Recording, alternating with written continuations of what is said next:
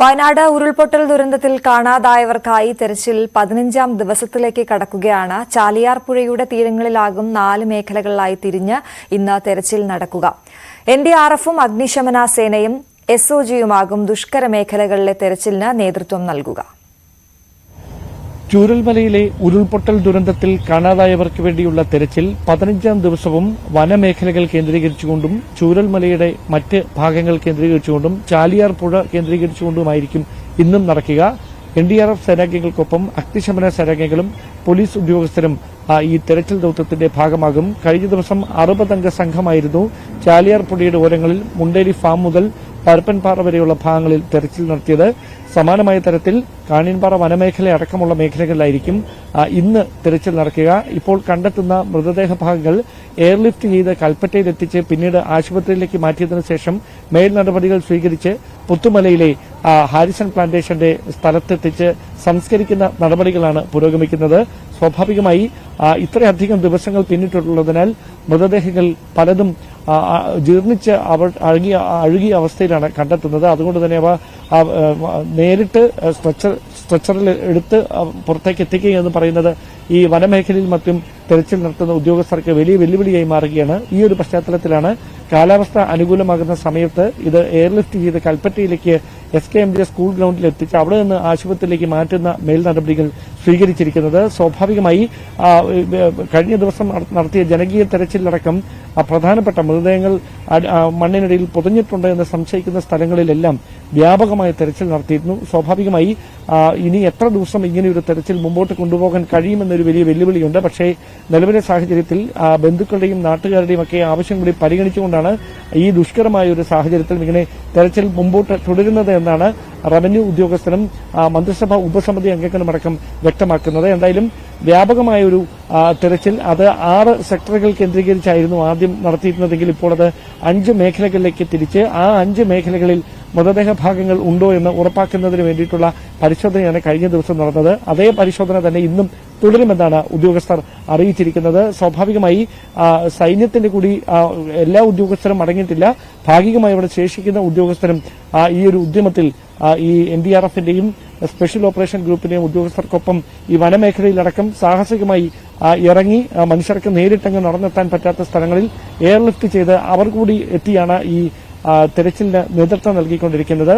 വരുന്ന ദിവസങ്ങളിൽ വയനാട്ടിൽ മഴ ശക്തമാകുമെന്നൊരു മുന്നറിയിപ്പുണ്ട്. അങ്ങനെ ഈ ഒരു പശ്ചാത്തലത്തിൽ എത്ര ദിവസം ഈ ദുഷ്കരമായ ദൌത്യം ഇനി മുമ്പോട്ട് കൊണ്ടുപോകാൻ കഴിയുമെന്നൊരു ആശങ്കയും ജില്ലാ ഭരണകൂടത്തിനും റവന്യൂ വകുപ്പിനുമൊക്കെയുണ്ട്.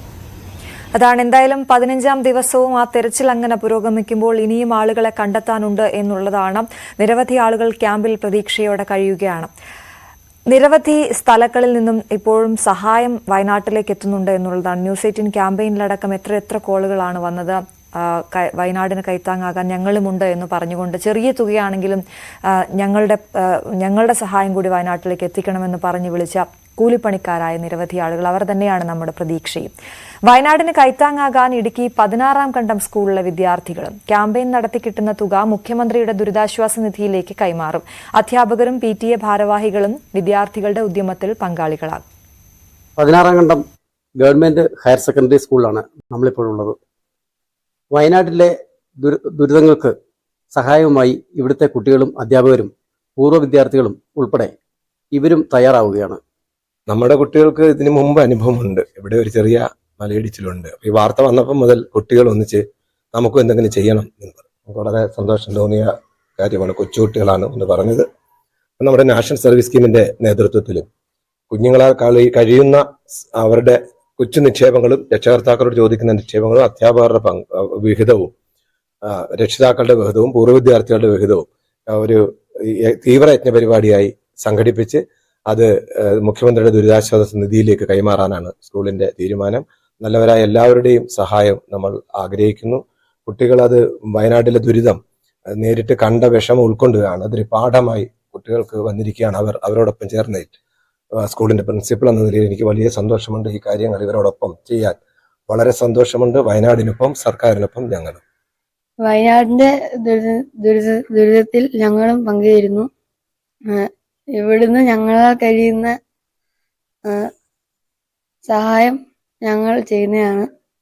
GHS 16ാം കണ്ടം സ്കൂൾ സഹായം ചെയ്യുന്നതാണ് സ്റ്റുഡൻസ്. വയനാടിനൊപ്പം ഉണ്ട്.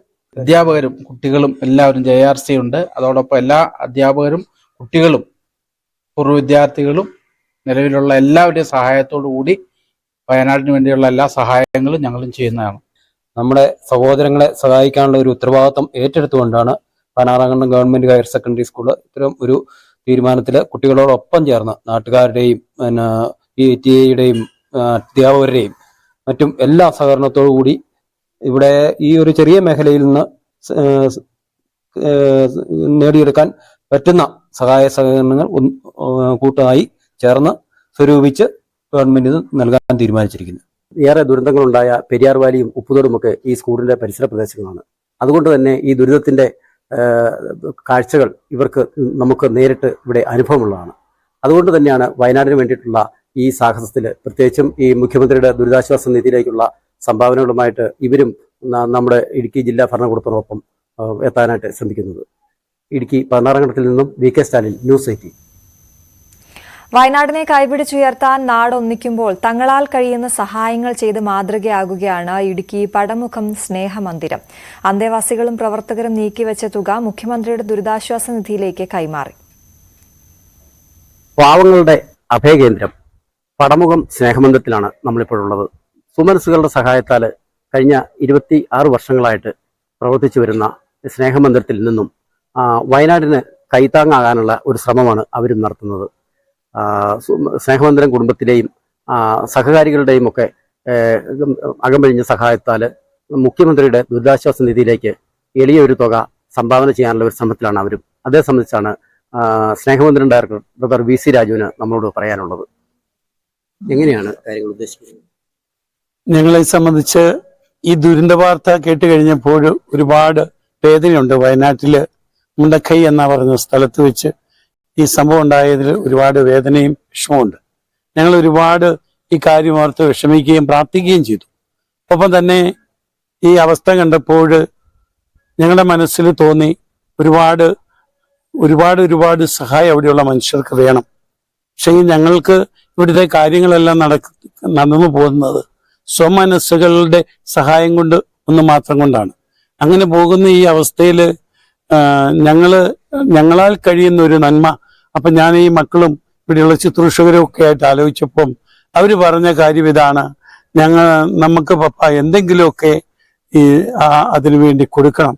അതിന് വേണ്ടിയിട്ട് നമ്മള് കുറച്ച് ദിവസത്തേക്ക് വേണമെങ്കിൽ നല്ല ഭക്ഷണം വേണമെങ്കിൽ നമുക്ക് കറികളൊക്കെ ഉണ്ടെങ്കിൽ അത് കുറച്ചാലും കുഴപ്പമില്ല.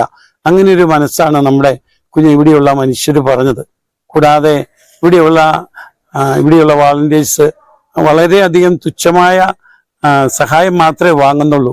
എങ്കിലും അതിന്റെ മിച്ച ഒരു ഓഹരി അവരാൽ പറ്റുന്ന പോലെ തരാമെന്ന് പറഞ്ഞിട്ടുണ്ട്. അത് സമാഹരിച്ച് കിട്ടിക്കഴിയുമ്പോൾ എത്രയും പെട്ടെന്ന് അടുത്ത ദിവസം തന്നെ ബഹുമാനപ്പെട്ട കലക്ടർ വഴി ആ പൈസ കൈമാറുകയും അത് മുഖ്യമന്ത്രിയുടെ ദുരിതാശ്വാസ ഫണ്ടിൽ എത്തി ആ പാവപ്പെട്ട മനുഷ്യർക്ക് ഇത് വിധവയുടെ കാണിക്ക പോലെ ഒരു കൊച്ചു കാശാണ് അത്, എങ്കിലും അത് അവർക്ക് ഉപകാരപ്പെടുമാറാകട്ടെ എന്ന് ഞങ്ങൾ ആഗ്രഹിക്കുകയാണ്. ഇതുപോലെയുള്ള നമ്മളെല്ലാവരും ഒറ്റക്കെട്ടായി നിന്നുകൊണ്ട് കൈത്താങ്ങായി തീർന്നാൽ മാത്രമേ ഉള്ളൂ അവിടെ ഒറ്റപ്പെട്ടവരും നിരാശയിൽ കഴിയുന്നവർക്കും അവരുടെ വീടുമൊക്കെ നഷ്ടപ്പെട്ടതിന്റെ ഒരുപാട് വേദന അവരനുഭവിക്കുന്നു എന്നത് നമുക്ക് TV-യിൽ കാണാൻ കഴിഞ്ഞു. അതൊക്കെ കാണുമ്പോൾ ഞാൻ വിചാരിക്കുന്നത് ആ മനുഷ്യർക്കുണ്ടായ അനുഭവം അല്ലെങ്കിൽ ആ വേദന നമുക്കാണ് ഉണ്ടായെങ്കിൽ അത് ആ സ്ഥാനത്ത് നമ്മളാണെങ്കിൽ നമ്മുടെ അവസ്ഥ നമുക്കൊന്ന് ചിന്തിച്ചു നോക്കാവുന്നതേ ഉള്ളൂ. അതുകൊണ്ട് നമ്മളെല്ലാവരും ഒറ്റക്കെട്ടായി നിന്നാൽ അവരെ നമുക്ക് പുനരുദ്ധരിപ്പിക്കുവാൻ സാധിക്കുമെന്ന് ഉറച്ച വിശ്വാസം ഉണ്ട്. തീർച്ചയായിട്ടും ഞങ്ങൾ കൊടുക്കുന്ന ഈ കൊച്ചു ദാനധർമ്മം അവർക്ക് അല്ലെങ്കിൽ നന്മ അവരുടെ ജീവിതത്തിൽ ഒരുപാട് നന്മയായി തീരട്ടെ എന്ന് പ്രാർത്ഥിക്കുന്നു. സമൂഹത്തിന് വലിയൊരു സന്ദേശമാണ് പടമുഖം സ്നേഹമന്ദിരം നൽകുന്നത്. ദുരന്തത്തിൽ വയനാടിന് കൈത്താങ്ങാകുന്നതോടൊപ്പം മുഖ്യമന്ത്രിയുടെ ദുരിതാശ്വാസ നിധിയിലേക്ക് നമ്മൾ ഓരോരുത്തരും സംഭാവനകൾ നൽകേണ്ട ആ ഒരു കാര്യത്തിന്റെ ഗൗരവം കൂടിയാണ് അദ്ദേഹം നമ്മളോട് സൂചിപ്പിച്ചത്. ഇടുക്കി മുരിക്കാശ്ശേരിയിലെ പടമുഖം സ്നേഹമന്ദിരത്തിൽ നിന്നും VK സ്റ്റാലിൻ, ന്യൂസ് 18. മുഖ്യമന്ത്രിയുടെ ദുരിതാശ്വാസ നിധിയിലേക്ക് ഒരു ദിവസത്തെ വേതനം നീക്കിവെച്ച് കാസർകോട്ടെ വിളമ്പൽ തൊഴിലാളികളുടെ കൂട്ടായ്മ. ജീവകാരുണ്യ പ്രവർത്തന രംഗത്ത് സജീവമായ പാഥേയം കൂട്ടായ്മയാണ് വയനാടിനായി ഒരു ദിവസം മാറ്റിവെച്ചത്. വിവാഹങ്ങളുടെ സദ്യവിളമ്പൽ ജോലികൾ നടത്തിക്കിട്ടുന്ന വേതനമാണ് കാസർകോട്ടെ പാഥേയം കൂട്ടായ്മ ജീവകാരുണ്യ പ്രവർത്തനങ്ങൾക്ക് ചെലവഴിക്കുന്നത്. കാലിക്കടവിലെ ഗാലക്സി ഓഡിറ്റോറിയത്തിലെ ജോലിയിൽ നിന്ന് കിട്ടുന്ന മുഴുവൻ പ്രതിഫലവും വയനാടിന്റെ പുനർനിർമ്മാണത്തിനായി ദുരിതാശ്വാസ നിധിയിലേക്ക് സംഭാവനയായി നൽകാനാണ് ഇവരുടെ തീരുമാനം.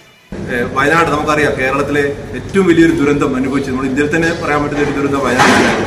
അപ്പോൾ ഇന്ന് നമ്മുടെ ടൈമിലെല്ലാം എല്ലാവരും കൂടി ബന്ധപ്പെട്ടപ്പോൾ പറഞ്ഞത് ഇന്നത്തെ സമ്പാദ്യം, നമ്മൾ ഇന്ന് സമ്പാദ്യം അത് വയനാട്ടിനെ കൊടുക്കാമെന്ന് പറഞ്ഞുകൊണ്ട് എല്ലാവരും ഒറ്റക്കൊട്ടോട് കൂടി ഈ ഒരു സമ്പാദ്യം വേണ്ടി കാത്തിരുന്നു. എല്ലാവരും ഞാൻ വളരെയധികം നന്ദി അറിയിക്കുന്നു. ഇതിനോടകം 20 ലക്ഷത്തിലധികം രൂപയുടെ ജീവകാരുണ്യ പ്രവർത്തനങ്ങൾ കൂട്ടായ്മ നടത്തിയിട്ടുണ്ട്. സ്വയം സന്നദ്ധരായ 100ഓളം അംഗങ്ങളാണ് ഈ വിളമ്പൽ കൂട്ടായ്മയുടെ ശക്തി. സർക്കാർ ജീവനക്കാരും കൂലിത്തൊഴിലാളികളും ഉൾപ്പെടെ സമൂഹത്തിന്റെ വിവിധ ഭാഗങ്ങളിൽ നിന്നുള്ളവരാണ് ജീവകാരുണ്യ പ്രവർത്തനത്തിനായി ഒരുമിച്ച് നിൽക്കുന്നത്. നിശ്ചയിച്ചതിലും കൂടുതൽ പ്രതിഫലം നൽകി വധൂവരന്മാരുടെ കുടുംബങ്ങളും ഇവരുടെ ഉദ്യമത്തിന് ഒപ്പം ചേരാറുണ്ട്. ന്യൂസ് 18 പിലിക്കോട്.